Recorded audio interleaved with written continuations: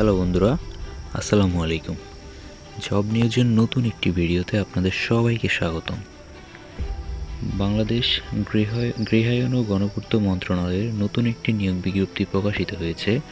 এখানে SSC, HSC ও স্নাতক পাশে সকল জেলার প্রার্থী আবেদন করতে পারবেন।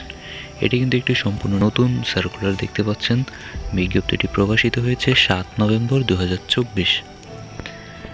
বিজ্ঞপ্তি তো বিজ্ঞপ্তি সম্পর্কিত বিস্তারিত তথ্য জানার জন্য কোন পদে আবেদনের জন্য কী কী যোগ্যতা লাগতেছে, কী কী অভিজ্ঞতা লাগতেছে, আবেদনের শুরু কবে, শেষ কবে, কখন থেকে কখন পর্যন্ত আবেদন করা যাবে, আবেদন ফি কত, বেতন কী পরিমাণ বেতন পাবেন, কী কী সুযোগ সুবিধা পাবেন ইত্যাদি সম্পর্কে বিস্তারিত জানার জন্য আপনি ভিডিওটা না টেনে শুরু থেকে শেষ পর্যন্ত দেখুন, তাহলেই বুঝতে পারবেন। চলুন ভিডিও